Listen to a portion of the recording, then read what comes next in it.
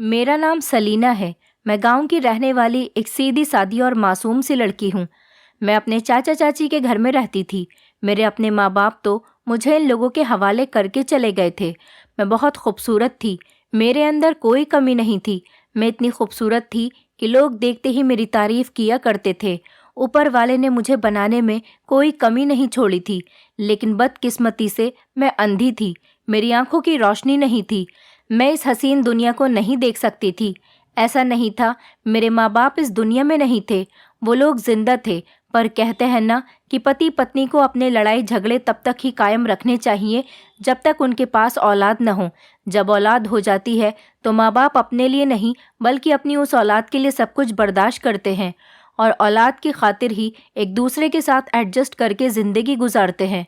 मेरे माँ बाप की जब से शादी हुई थी वो दोनों आपस में झगड़ा करते रहते थे। अब्बा कभी अम्मा को छोटी छोटी गलती पर डांट लगाते तो अम्मा उनसे खूब मुंजोरी करती थी। ना तो अब्बा खामोश होते और ना ही अम्मा खामोश होती थी। और इन लोगों के झगड़ों के बीच मेरा बचपन ख़त्म हुआ जा रहा था। उन लोगों को अपने झगड़े से फुर्सत ही नहीं मिलती थी जो वो लोग मेरी परवरिश पर ध्यान देते। उन दिनों मैं 10 साल की थी। अम्मा अब्बा की मर्जी के खिलाफ बाजार चली गई। जब अब्बा काम से वापस आए तो उन्होंने मुझे घर में अकेला देखा। ये देखकर उनका खून खौल उठा।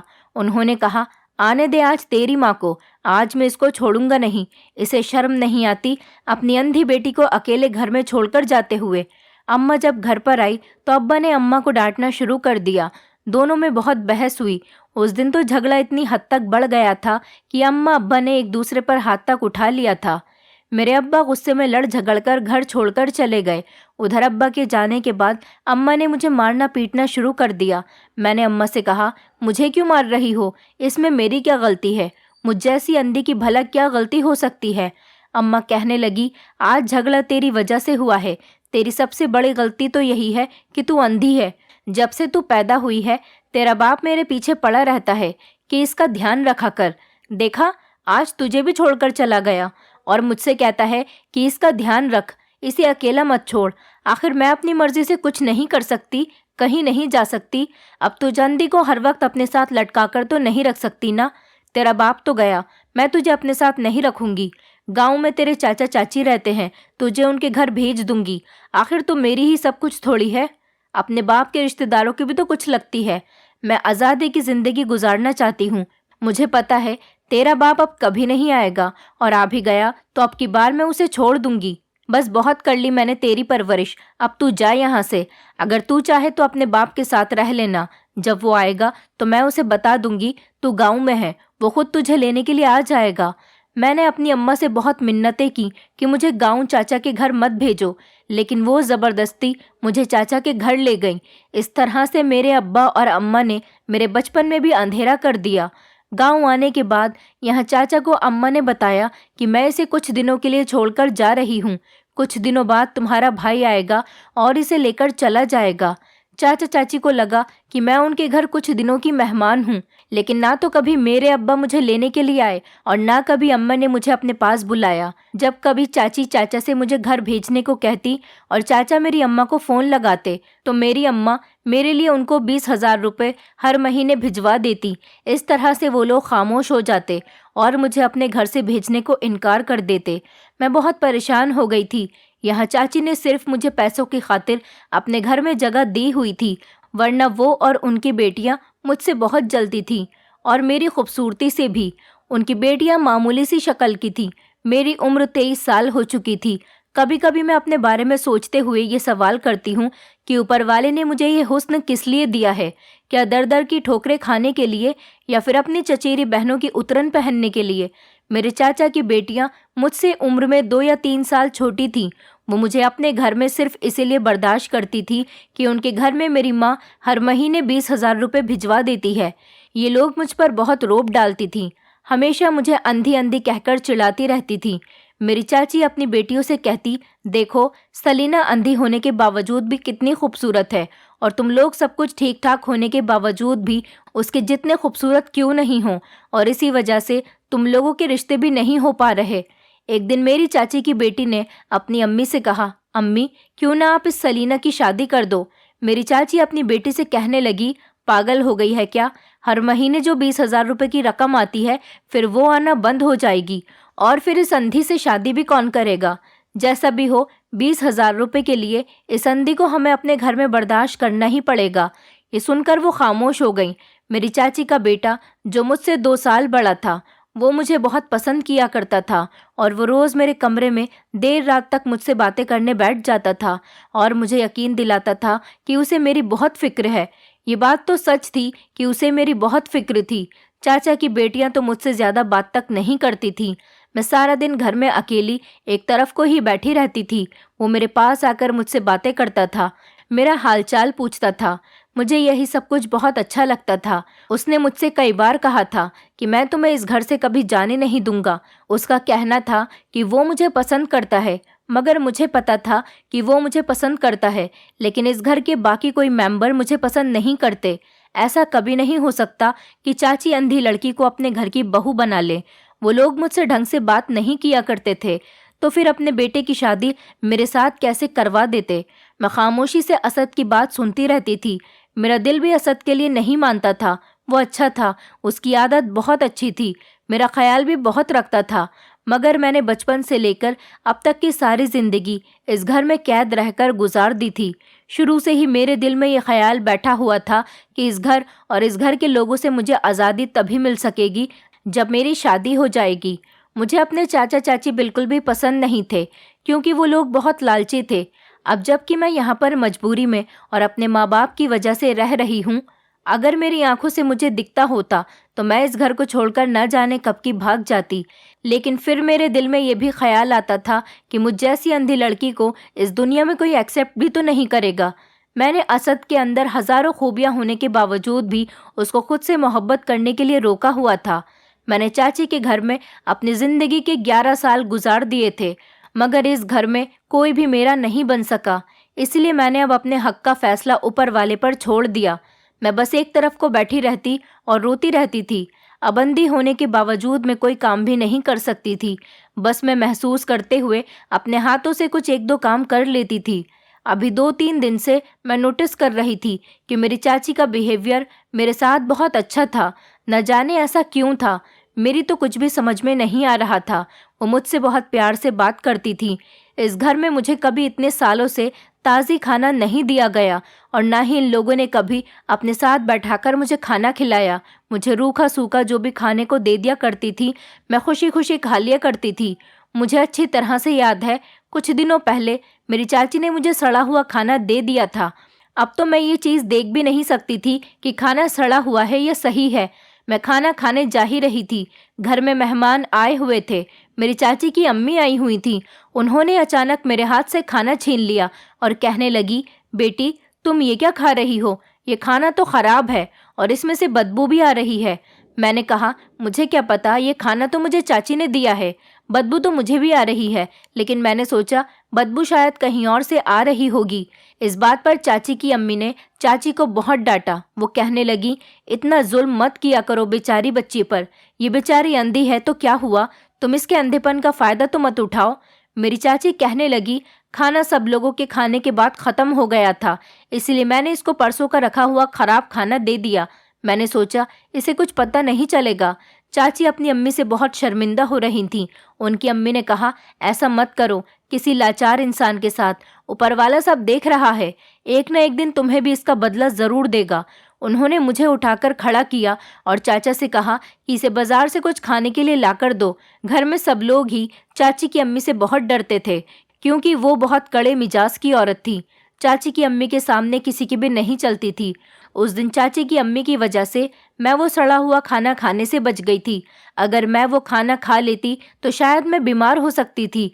चाची की अम्मी ने उनको सख्ती से कहा कि ये लड़की जवान हो रही है, इसके लिए अच्छा सा रिश्ता देखकर इसकी शादी कर दो।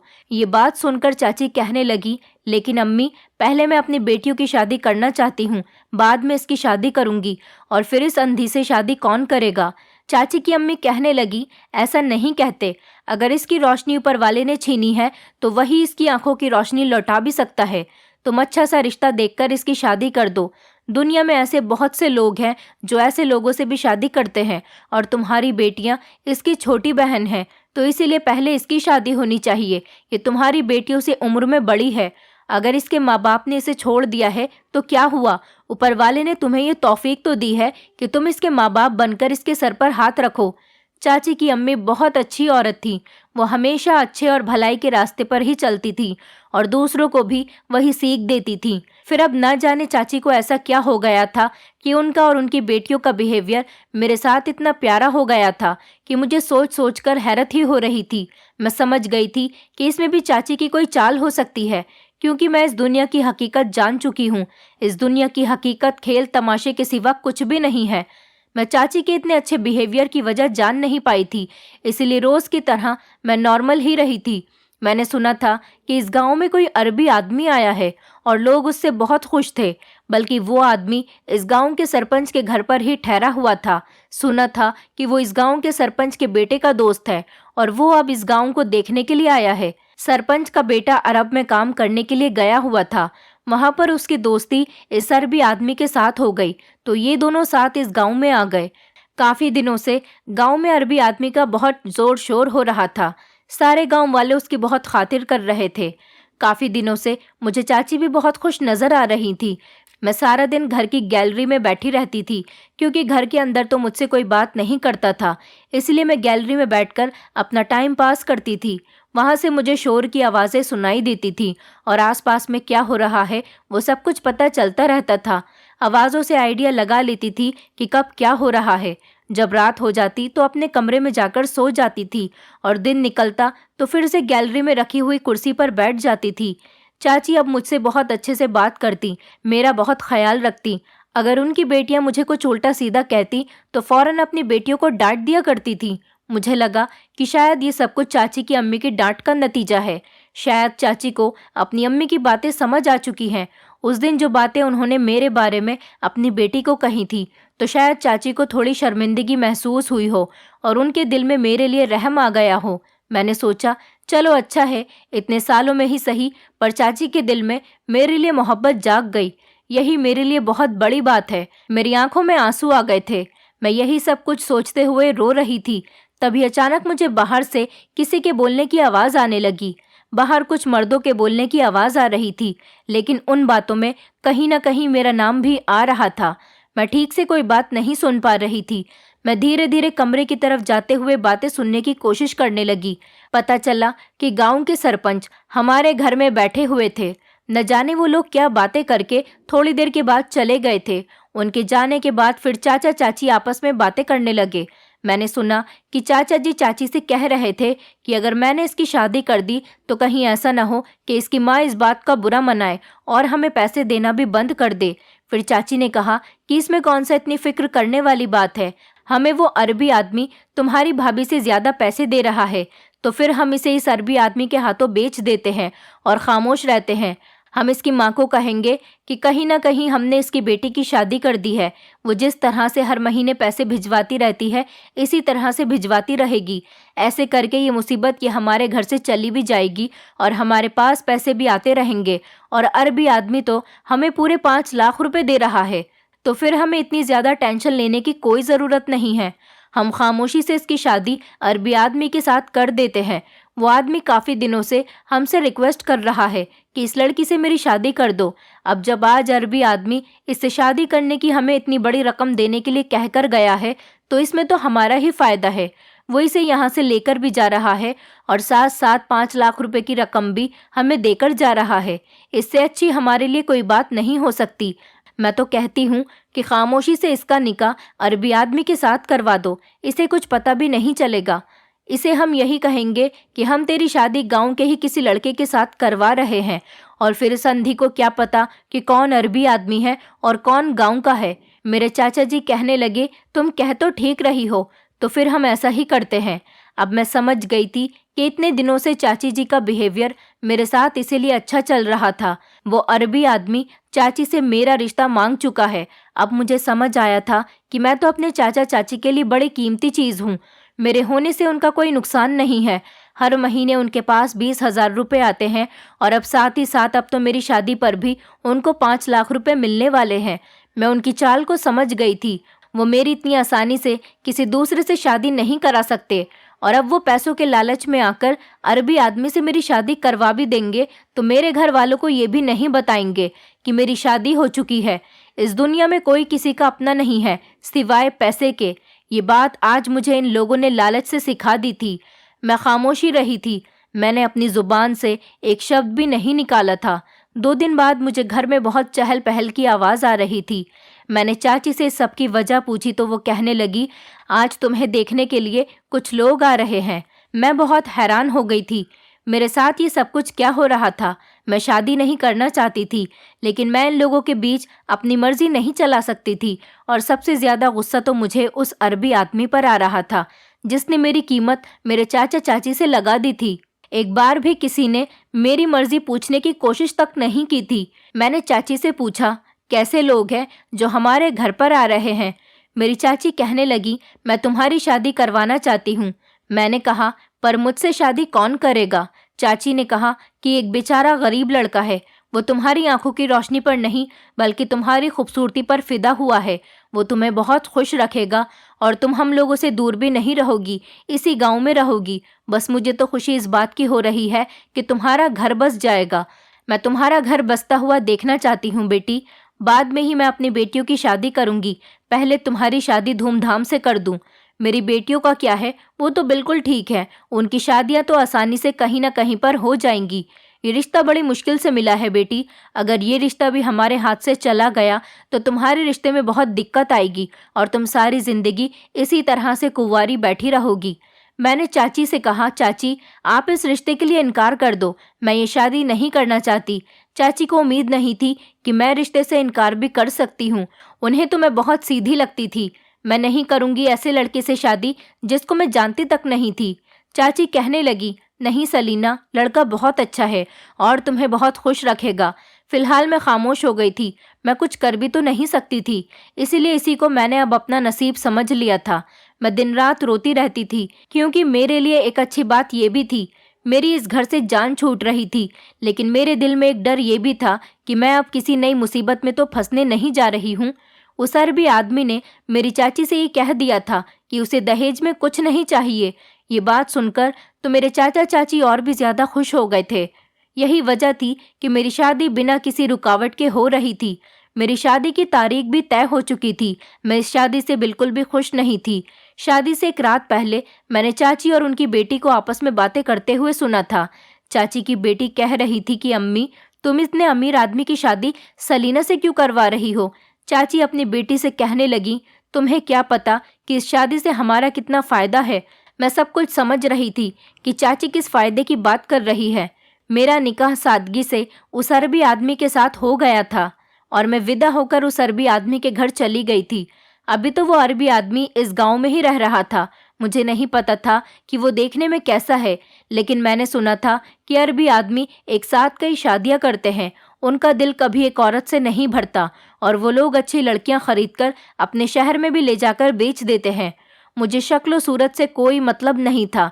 बस मैं ये चाहती थी कि मेरा होने वाला पति मुझे प्यार दे, इज्जत दे, अपने घर में जगह दे।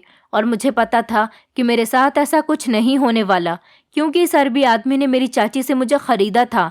अगर इसने मुझे खरीदा है तो ये मुझे आगे भी तो बेच सकता है। मैं दुल्हन बनी हुई कमरे में बैठी थी, तभी अचानक मुझे कमरे का दरवाज़ा खुलने की आवाज़ आई। कोई मेरे बराबर में आकर बैठ गया। उसने मुझे सलाम किया।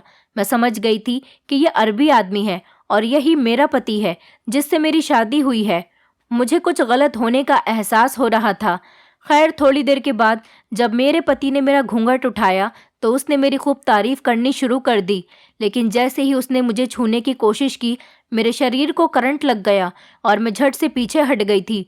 मुझे इस आदमी से घिन आ रही थी। उसने कहा, मैं तुम्हारा पति हूँ, तुम मुझसे इस तरह से दूर कैसे जा रही हो? मैंने कहा, तुम मेरे पति नहीं हो। मैं तुम्हें अपना पति नहीं मानती। तुमने मुझे खरीदा है, उस हिसाब से मैं तुम्हारी पत्नी नहीं हुई। तुम सब लोगों ने मेरे अंधेपन का फायदा उठाया है। ये कहते हुए मैं जोर जोर से रोने लगी। वो कहने लगा, नहीं, मैं तुम्हारा पति हूँ, मैंने तुमसे शादी की है। मैंने कहा, तुम झूठ बोल रहे हो, एकदम झूठ। मैंने कहा, मुझ जैसी अंधी लड़की से कोई भी इतनी आसानी से शादी नहीं कर सकता। और भला कोई अंधी लड़की से शादी क्यों करेगा? किसी को अपनी जिंदगी में अंधेरा थोड़ी लाना है। और फिर तुम तो इतने अमीर आदमी हो, तुम्हें तो ना जाने कितनी लड़कियां मिल सकती है। आखिर तुमने मुझसे ही शादी क्यों की? तुम एक फरेबी इंसान हो और तुम लड़कियों को खरीदने और बेचने का धंधा करते हो। मैं तुम्हारे बारे में सब कुछ जान गई हूँ। मैं तो उसी दिन सब कुछ जान गई थी जिस दिन तुमने मेरी चाची को 5 लाख रुपए देने का वादा किया था। वो कहने लगा, ऐसा कुछ नहीं है, मैं तुमसे प्यार करता हूँ। तुम्हें याद होगा, तुम अपने घर की गैलरी पर बैठी रहती थी जब मैं अपने दोस्त के साथ इस गांव में टहलने के लिए जाता था। तब तुम्हारा घर रास्ते में पड़ता था और मैं तुम्हें गैलरी में मायूस बैठा हुआ देखता रहता था। मेरा दिल तभी से तुम पर आ गया था और मैंने ठान लिया था कि मैं तुमसे ही शादी करूंगा। मुझे तुम्हें देखते ही ऐसा लगा था जैसे तुम ही वो इंसान हो जो मेरे दिल को देखते ही पसंद आ गई हो। मैंने तुम्हारे बारे में सारी इन्फॉर्मेशन निकाल ली थी। मुझे तुम्हारे अंधेपन से कोई एतराज़ नहीं है। मुझे इस गांव में आए हुए पूरा 1 महीना हो गया और पहले दिन से ही मैं तुम्हें गैलरी में बैठा हुआ देख रहा हूँ। रोज़ तुम्हें गैलरी में बैठा हुआ देखकर मुझे बहुत सुकून मिलता था, क्योंकि मुझे तुम्हारा चेहरा देखने को मिल जाता था।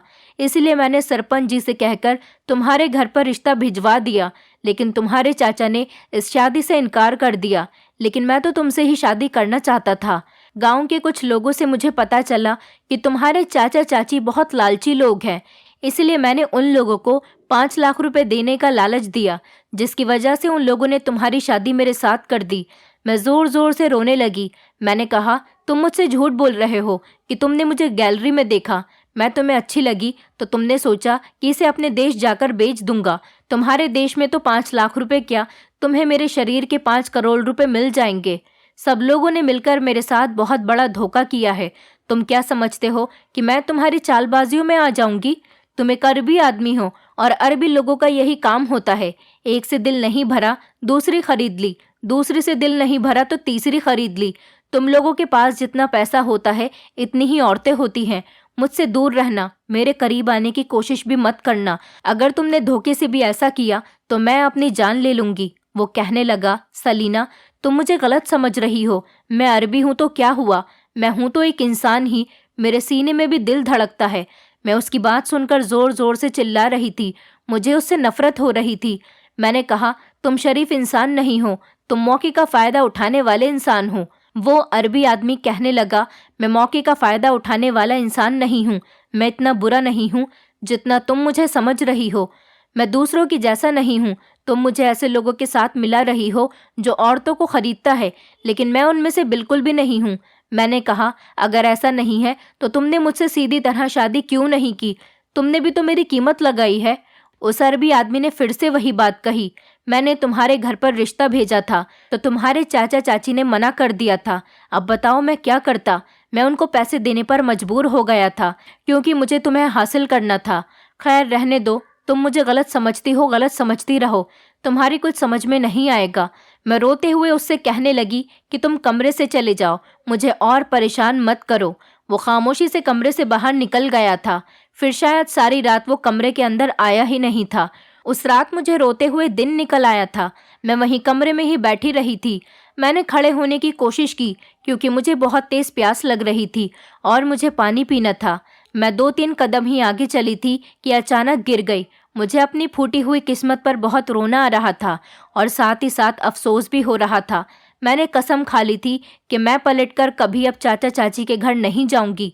मेरे साथ जो होगा देखा जाएगा, लेकिन मैं अब कभी अपने किसी रिश्तेदार से किसी तरह की मदद नहीं मांगूंगी।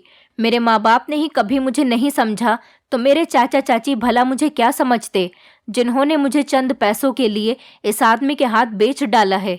अपने अब्बा अम्मा से भी मुझे बहुत शिकायत थी, जिन्होंने मुझे अपने झगड़े की वजह से इन लोगों के पास भेज दिया था। मेरे अब्बा ने अम्मा से झगड़ा इस वजह से किया था कि वो मुझे घर में अकेला छोड़कर कहीं चली गई थी। लेकिन गलती इसमें सिर्फ मेरी अम्मा की ही नहीं, अब्बा की भी थी। अगर अम्मा मुझे छोड़कर बाजार चली गई थी तो अब्बा तो मुझे सारी जिंदगी के लिए ही अकेला करके चले गए थे। मैं उनका इंतज़ार करते करते जवान हो गई, लेकिन वो मुझे कभी लेने ही नहीं आए।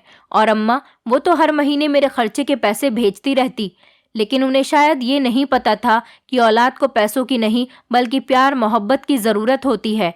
और सबसे ज़्यादा ज़रूरत अपने माँ बाप के प्यार की होती है। इस दुनिया में कोई भी मुझसे प्यार नहीं करता। कोई इस दुनिया में मेरा अपना नहीं है।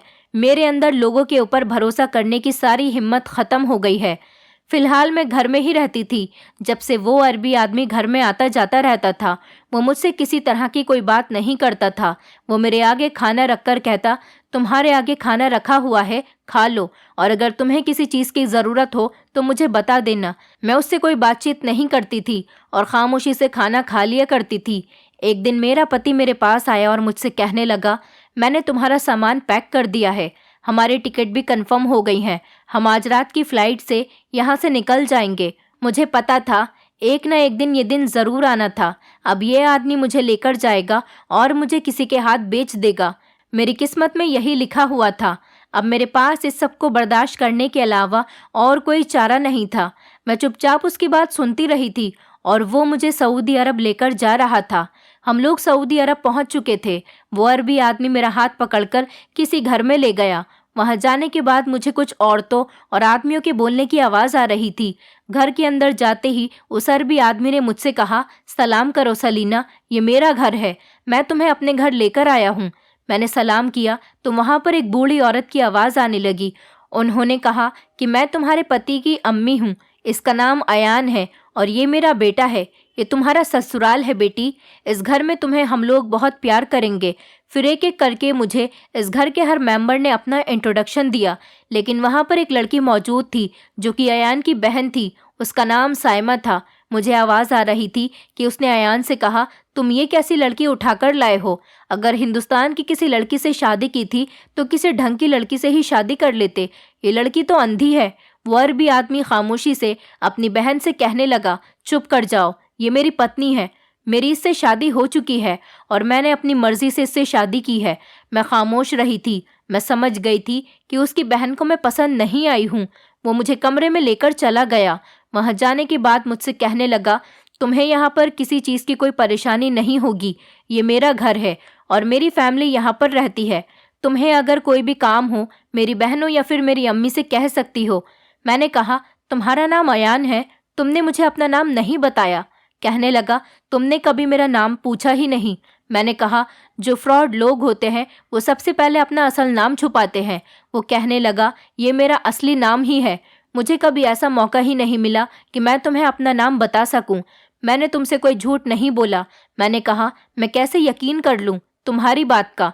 और मैं तो अंधी हूँ। मुझे क्या पता तुम मेरे अंधेपन का फ़ायदा उठा रहे हो। क्या पता ये तुम्हारा घर न हो, कोई कोठा हो, या फिर वो तुम्हारे घर के लोग न हों। ये औरतें जो ये बोल रही हैं वो तुम्हारी माँ या फिर बहनें ना हों। वो इस कोठे में ही रहने वाली औरतें हों। मेरी आंखों के अंधेरे में मुझे क्या पता चलेगा कि यहाँ पर कौन है और क्या नहीं। तुम आसानी से मेरा फ़ायदा उठा सकते हो। तभी वो अरबी आदमी चिल्लाते हुए कहने लगा, बकवास बंद करो अपनी, ऐसा कुछ नहीं है। और ये कहकर उसकी आवाज़ आनी बंद हो गई थी। शायद वो कमरे से बाहर चला गया था। मैं बस यही सोचती रहती थी कि काश ये सच कह रहा हो और मैं जैसा सोचती हूँ वैसा बिल्कुल ना हो, क्योंकि अगर मुझे सच में इस आदमी ने कहीं बेच दिया तो मेरी आने वाली ज़िंदगी भी बर्बाद हो जाएगी। गुजरी हुई ज़िंदगी तो मेरी बर्बाद हो ही चुकी। आखिर मैं कब तक इतनी परेशानियां झेलूं? हर चीज़ मुझे मेरे कमरे में ही दी जा रही थी। एक दिन साइमा मेरे पास आई और कहने लगी, चलो मैं तुम्हें बाहर लेकर चलती हूँ। मैंने कहा, क्या अंदर क्या बाहर? मैं अपनी आंखों से कुछ नहीं देख सकती, इसलिए मुझे इसी कमरे में रहने दो। वो मुझसे बाहर चलने की जिद करने लगी। कहने लगी, कोई बात नहीं, तुम कुछ देख नहीं सकती बल्कि महसूस तो कर सकती हो। तभी अचानक अयान बीच में आ गया और कहने लगा, ये कहीं नहीं जाएगी, ये घर में ही रहेगी, बल्कि ये मेरे साथ बाहर जाएगी। मैं इसे अपने साथ लेकर जाऊंगा। मैं घबरा गई थी कि अयान ने ऐसा क्यों कहा। साइमा कहने लगी, चलो ठीक है, तुम अयान के साथ चली जाना। ये कहकर वो कहीं चली गई। अयान ने कहा कि तुम बाहर जाना चाहती हो, मैं तुम्हें बाहर लेकर जाऊंगा। रुको, मैं कपड़े बदल लेता हूँ। मैं बेड पर बैठी हुई अयान के आने का इंतजार कर रही थी और अजीब अजीब तरह की सोच में खोई हुई थी। तभी अचानक मुझे किसी के धीरे धीरे बोलने की आवाज़ आने लगी। कोई मेरे बारे में बात कर रहा था, कोई मेरा नाम ले रहा था। मुझे कुछ कन्फ्यूज़न होने लगी, इसलिए मैं धीरे धीरे कदमों से चलती हुई उस आवाज़ का पीछा करने लगी। ये आवाज़ किसी और की नहीं बल्कि अयान ही किसी से फ़ोन पर बात कर रहा था। वो फ़ोन पर कह रहा था कि तुम फिक्र मत करो, मैं इंडिया से उसे लेकर आ गया हूँ। अब बाकी का काम तुम्हें करना है, तुम्हें ही उसे संभालना है। मैं आज से ही उसे तुम्हारे पास लेकर आ रहा हूँ, बल्कि मैं थोड़ी ही देर में ही तुम्हारे पास आ रहा हूँ। ये सब सुनकर तो मेरे पैरों तले से ज़मीन निकल गई थी कि ये सब कुछ क्या हो रहा है। कहीं ये सच में मुझे बेचने तो नहीं जा रहा। मुझे डर लगने लगा था और यही वजह हो सकती है कि इसने मुझे सायमा के साथ जाने से रोक दिया, क्योंकि ये मुझे अपने साथ लेकर जाना चाहता है। मैं वापस धीरे धीरे कदमों से बेड पर जाकर बैठ गई और मैं ऊपर वाले से दुआ करने लगी। तभी अयान आया और कहने लगा, चलो मैं तैयार हो गया हूँ। मैंने उसे जाने से मना किया कि मैं नहीं जाना चाहती, लेकिन उसने कहा, मैं तुम्हें लेकर जाना चाहता हूँ। मैं उससे कहने लगी कि मैं शोर मचा दूंगी अगर तुमने मेरे साथ ज़बरदस्ती की तो मैं तुम्हारे साथ कहीं नहीं जाऊंगी। तो उसने कहा कि ये तुम्हारा घर नहीं है, ये मेरा घर है और यहाँ पर मेरी मर्जी चलती है। वो मेरा हाथ पकड़कर ज़बरदस्ती मुझे अपने साथ गाड़ी में बैठाकर ले गया। मुझे लगा कि मुझे इस इंसान के साथ यहाँ आना ही नहीं चाहिए था। मुझे बहुत डर लग रहा था। मैं बहुत बुरी तरीके से रो रही थी, लेकिन उसने मेरी एक न सुनी और वो मुझे न जाने कहाँ ले गया। वो मुझे कहीं लेकर आया था जहाँ पर उसके साथ एक आदमी के बोलने की आवाज़ आ रही थी। मैं बहुत डर रही थी। शायद मुझे किसी कमरे में ले जाया गया था और वहाँ पर उस कमरे में वो आदमी मौजूद था जिसके पास मुझे लाया गया था। वो आदमी मेरे चेहरे को छू रहा था। मुझे उससे बहुत उलझन हो रही थी और वो बार बार मेरी आंखों को छूने की कोशिश कर रहा था। मैं बार बार ऊपर वाले से दुआ कर रही थी कि मुझे बचा लो। थोड़ी देर के बाद अयान मुझे वापस अपने घर लेकर आ गया था। मैं कुछ समझ नहीं पाई थी, बस मैंने ये शुक्र किया था कि अच्छा हुआ मेरी जान बच गई। मुझे अब यहाँ पर रहते हुए 1 हफ्ता हो गया था, लेकिन मैं नोटिस कर रही थी कि अयान चुप चुप के फ़ोन पर मेरे बारे में बातें किया करता था। कहीं ऐसा तो नहीं था कि उसने मुझे अभी किसी के हाथ नहीं बेचा, वो बाद में मुझे किसी के हाथ बेच दे। हो सकता है वो जिस आदमी के पास मुझे लेकर गया था उसे मेरे अंधेपन के बारे में पता चल गया हो और उसने मुझे अयान से ख़रीदा ही ना हो। तभी तो अयान मुझे वापस अपने साथ लेकर आ गया था, लेकिन अब ऐसा हर दूसरे तीसरे दिन होने लगा। अयान मुझे जब जब अपने साथ लेकर जाता मुझे एक डर लगा रहता था कि आज कहीं मेरी इज्जत पर दाग न लग जाए, लेकिन हर बार ही वो मुझे किसी आदमी के पास लेकर जाता और वो आदमी मेरे चेहरे को छूकर देखता और थोड़ी देर के बाद अयान मुझे अपने साथ लेकर अपने ही घर पर वापस आ जाता था। मुझे कुछ भी समझ में नहीं आ रहा था कि ये सब कुछ क्या हो रहा है। मुझे अयान से दिन ब दिन नफरत बढ़ती चली जा रही थी। मैं उसे एक्सेप्ट करने के लिए तैयार नहीं थी, क्योंकि मैं समझ रही थी कि हर बार मेरे अंधे होने की वजह से वो मुझे बेच नहीं पाता है। एक दिन मैंने अयान से कहा, तुम मुझे हर दूसरे तीसरे दिन कहाँ पर लेकर जाते हो और वो कौन आदमी होते हैं जो मुझे बार बार छू छू कर देखते हैं? अगर तुम मेरे पति होते तो कभी अपनी पत्नी को ऐसे दूसरे मर्दों के हवाले नहीं करते।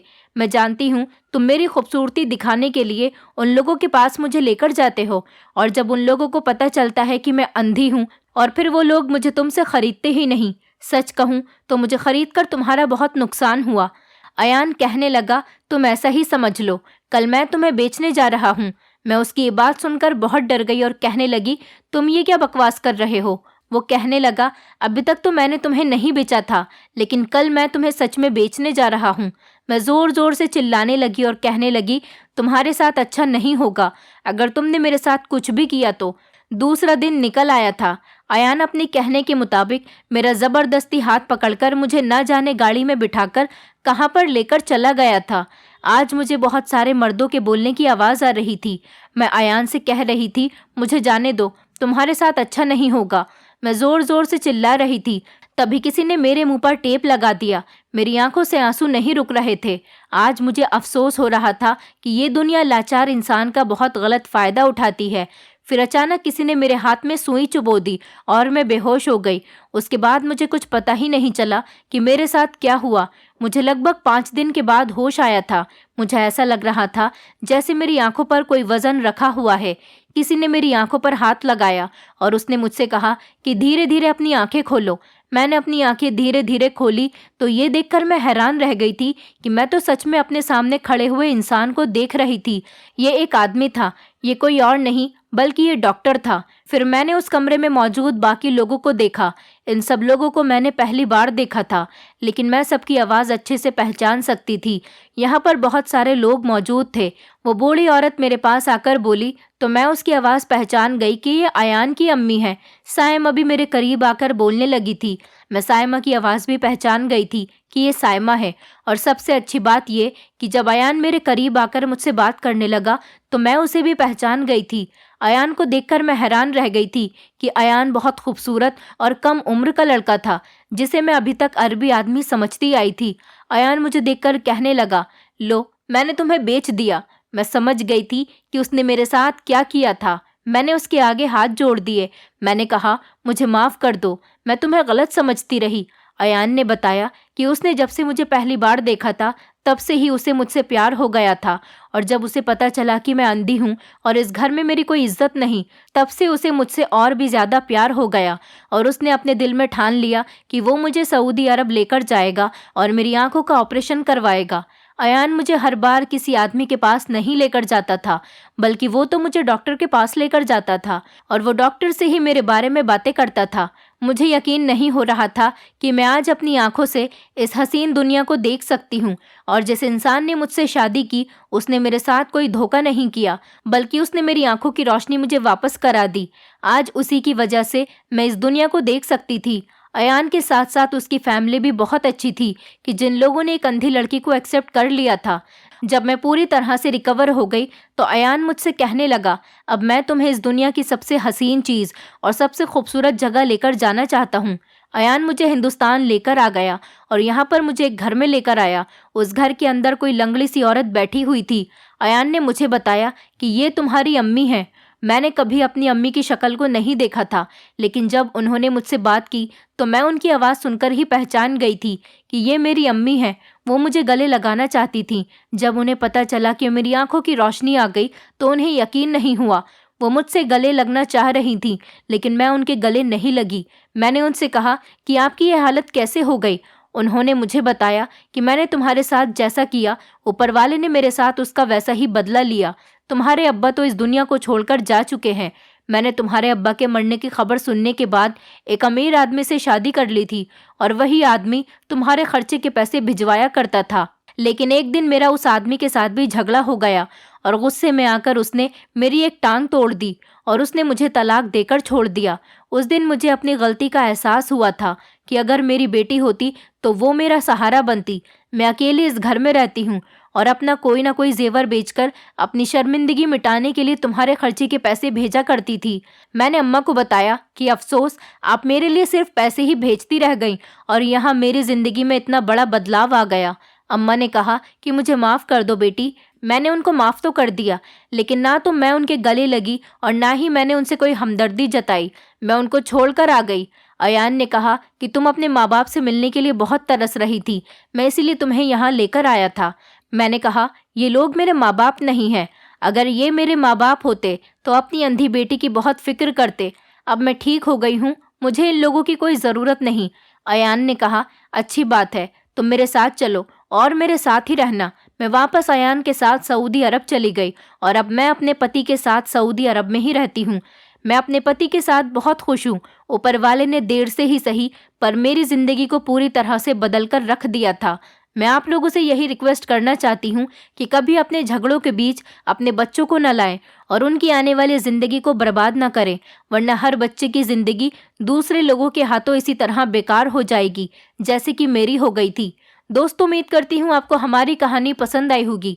कहानी पसंद आई है तो वीडियो को लाइक करें, चैनल पर नए हैं तो चैनल को सब्सक्राइब करें और हाँ, नोटिफिकेशन बेल को ज़रूर दबाएं ताकि अगली अपडेट सबसे पहले आपको मिले।